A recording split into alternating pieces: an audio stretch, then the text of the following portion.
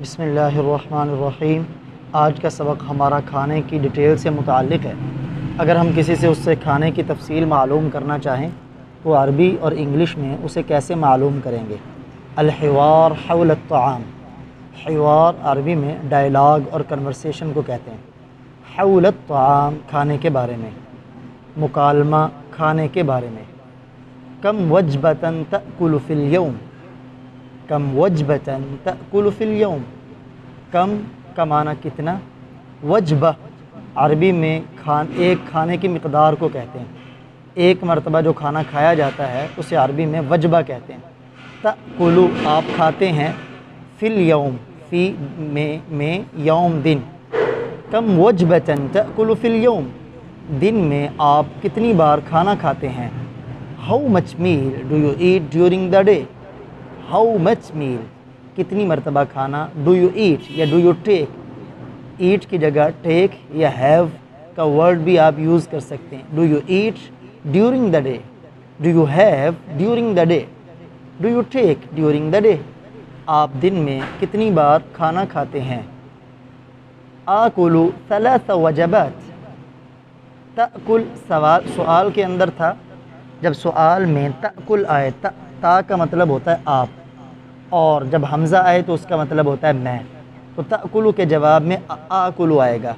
آکلو دو حمزہ تھے تو آ بن گیا۔ آکلو ثلاث وجبات، وجبتن کی جمع وجبات آتی ہے۔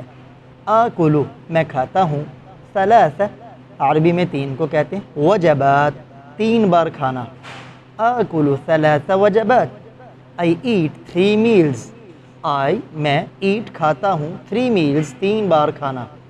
آپ یوں بھی کہہ سکتے ہیں I take 3 meals، I have 3 meals، میں تین بار کھانا کھاتا ہوں۔ پھر آپ نے سوال کیا کہ وہ تین بار جو کھانا کھاتے ہیں وہ ہے کیا؟ ما ہیا، ما کا معنی عربی میں کیا، ہیا وہ، یعنی وہ وجبہ جو ہے جو آپ کھاتے ہیں وہ کیا ہے۔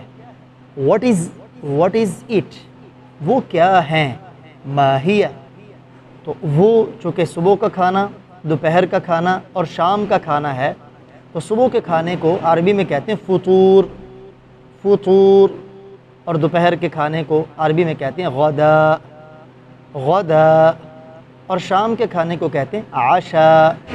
نماز جو ہم پڑھتے ہیں اسے کہتے ہیں عشاء، عین کے نیچے زیر کے ساتھ، لیکن شام کے کھانے کو عین کے اوپر زبر کے ساتھ کہا جاتا ہے عشاء۔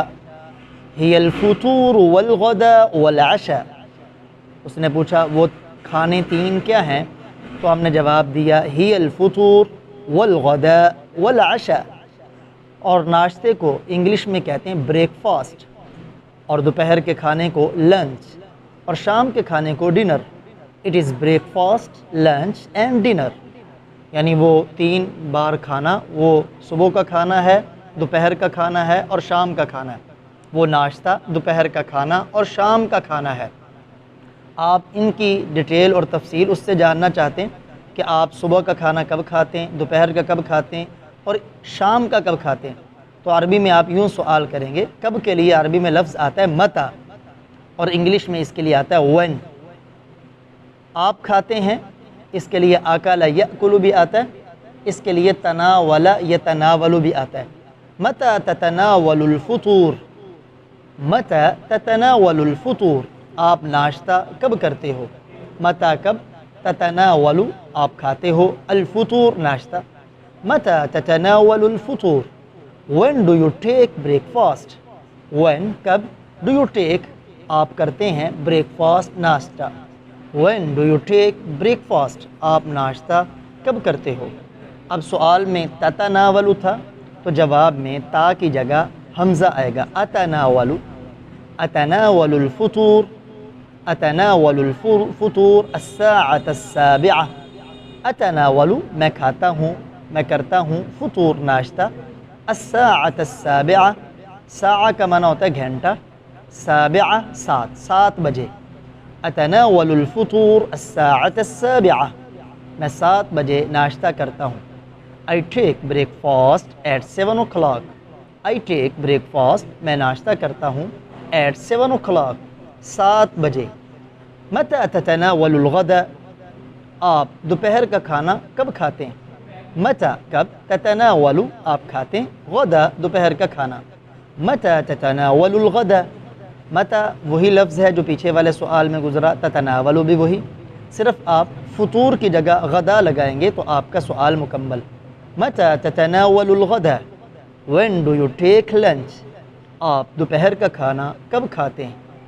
اتناول الغدا بعد صلاة الظہر، اتناول الغدا بعد صلاة الظہر، اتناول میں کھاتا ہوں، غدا دوپہر کا کھانا، بعد صلاة الظہر ظہر کی نماز کے بعد، صلاة نماز ظہر، ظہر بعد، اتناول الغدا بعد صلاة الظہر، I take lunch after ظہر prayer، انگلش میں بعد کے لیے آفٹر کا لفظ آتا ہے، میں دوپہر کا کھانا ظہر کی نماز کے بعد کھاتا ہوں۔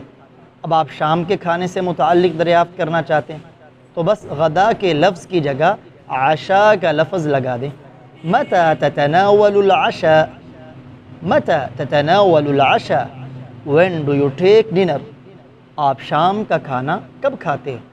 اتناول العشاء بعد صلاة العشاء، دیکھیں زبر زیر کی وجہ سے معنی کس قدر بدل جاتا ہے۔ عموماً ہمارے یہاں جو درس نظامی کیے ہوتے ہیں ان کو کہتے ہیں ہمارے مسجد کے امام بہت بڑے عالم ہیں، حالانکہ لفظ عالم لام کے نیچے زیر کے ساتھ ہے، علم والا، اور عالم لام کے اوپر زبر ہو تو یہ دنیا اور جہان کو کہتے ہیں۔ ایسے ہی دیکھیں یہاں عشاء عین کے نیچے زیر ہو تو یہ نماز کا نام ہے، عین کے اوپر زبر ہو تو شام کے وقت کھائے جانے والے کھانے کو کہتے ہیں۔